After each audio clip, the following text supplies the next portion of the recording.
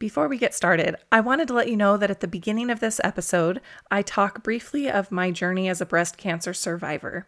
If that is a sensitive topic for you, I would suggest fast forwarding to the 3-minute mark of this episode. Welcome to episode 1 of the Pay Less for Traffic podcast. You know, everyone seems to love a good origin story, and this first episode of the podcast is going to deliver in that regard.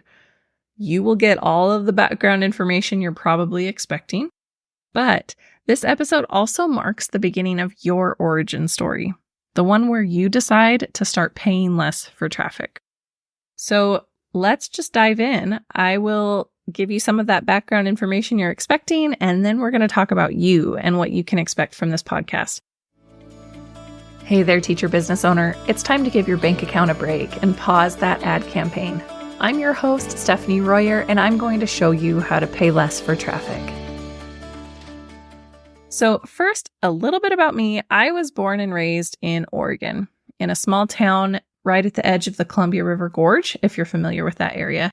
I lived in Idaho for about 4 years, and now we live in eastern Montana. I am here with my husband, our 3 kids, and we also have 2 dogs and a foster dog. So a full house around here. But when I talk about my story and my journey as a teacher, a lot of my story might seem very familiar. Teacher starts teaching, teacher gets burnt out, teacher starts doing something else.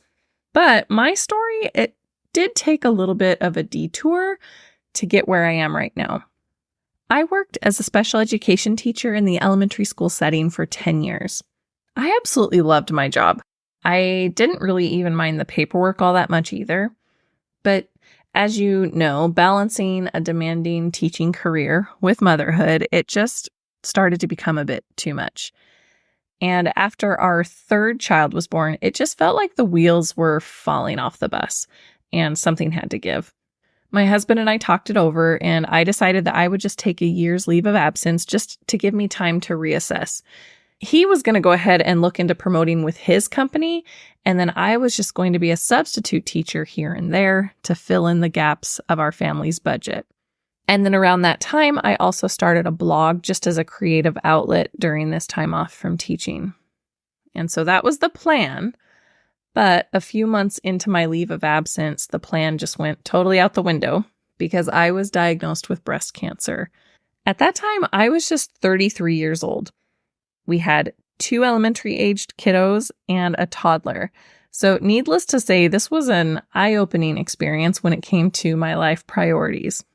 I ended up spending the remainder of my year's leave of absence receiving the full meal deal of breast cancer treatment, but it was effective. My cancer did respond well to treatment, and I have been cancer-free for almost 7 years now.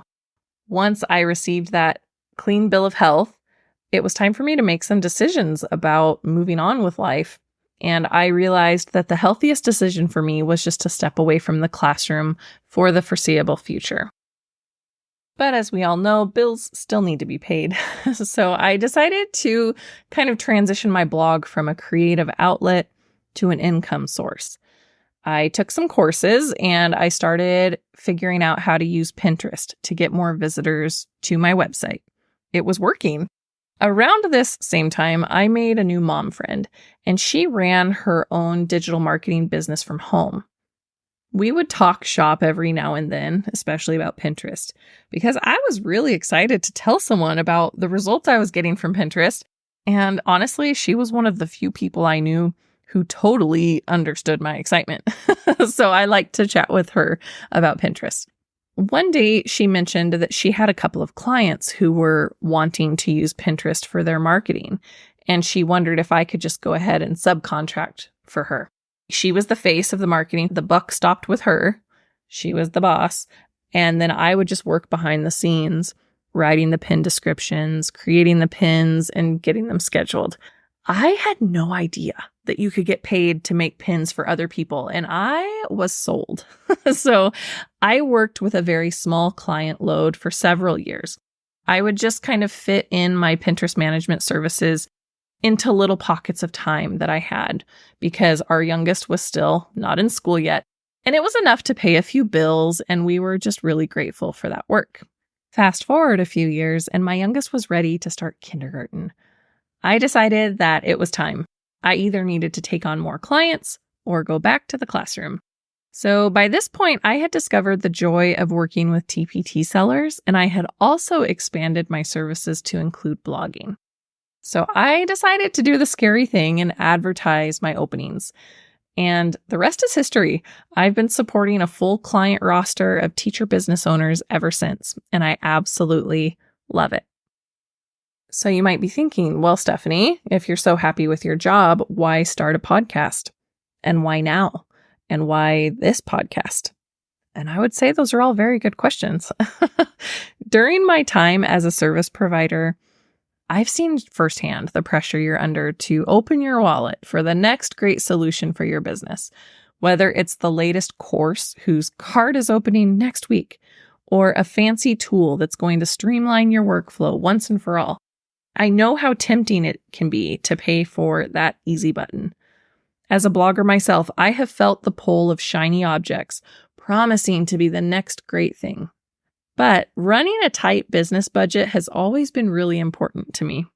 Because a fun fact about me is that I am a former extreme couponer. Yes, I was one of those ladies. I bought multiple editions of the newspaper every Sunday. I organized my coupons into a binder. I even had the stockpile of toothpaste in my basement. But even though I ditched the coupon binder a while ago, saving money will always be important to me. I think that's why I found myself getting defensive on your behalf, because I watch all of the noise in the marketing space for teacher business owners. I have been wanting to shout from the rooftops that you don't have to throw money at your traffic problems in order to solve them, even if that's what everyone is talking about on Teachergram or in Facebook groups. I realized that a podcast could be a good way to get that message out into the world, a podcast that shares the good news that organic marketing still works, especially blogging and pinning. So that's how Pay Less for Traffic came to be. Let's talk more about what you can expect from this podcast. I want the Pay Less for Traffic podcast to be your safe space when it comes to marketing your business. We're going to have a weekly strategy session every Saturday. We'll discuss ways that you can make the most of your organic marketing efforts. So some months we'll focus mostly on blogging. Other months we'll tackle Pinterest-related topics. But no matter the month and no matter what topic we're addressing, the last Saturday of the month will be an episode that focuses just on saving those precious dollar bills. We're going to call it the Let's Pay Less series. So what we're going to do is take a closer look at popular budget busters like Tailwind or fancy keyword research tools, all of those things that it feels like everyone is paying for this, so maybe I should too. We'll discuss the pros and cons of these things so that you can decide for yourself if those tools are the best needle movers for your business. We will also be having guest episodes starting in the near future. We're going to have teacher business owners just like you join the podcast and share some of their wins with organic marketing. My hope is that this will cut down on some of the FOMO that's out there because it feels like everyone is paying for Facebook ads. Everyone is promoting their pins. So if you're not doing that, then you're just not going to get any traction at all. So these teacher business owners are going to share what is working for them. And I'm really excited about this part of the podcast as well. This is not going to be a podcast where we just talk around different ideas, kind of on the surface level. You need to be ready because every Saturday we're just going to dive right into topics that are going to help you see results from blogging and Pinterest. After you listen to an episode, I hope you feel inspired to roll up your sleeves and take action in your business and not feel like you're at the mercy of algorithms and ad campaigns. Each episode is going to have a realistic and actionable tip that will help you move the needle in your business. So for this first episode, the action that you can take is to hit the subscribe button for the podcast, because then you can make sure that you're here for our weekly strategy discussion every Saturday. I am so pumped for this podcast. I hope you are too. I'm really excited to help you pay less for traffic. Thanks so much for listening to today's episode. If you enjoyed this conversation, I'd love it if you could share it with a Teacher Biz bestie. You have created high-quality resources. Now, let's help teachers find them. I'll see you next time.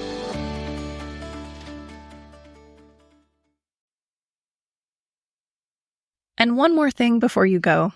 Whether you're just starting out with blogging or you're a seasoned blogger, finding fresh topics to write about can be a challenge. On top of that is the pressure to choose topics that people are actually looking for on Google and Pinterest. I can help. I've created a free guide with 37 of my favorite places to find blog post ideas. So save yourself the decision fatigue of figuring out what to write about each week. Just head to stephanieroyer.podia.com. That's stephanieroyer.podia.com to find this time-saving guide that will help you blog more confidently and consistently. You can also find the link in the show notes.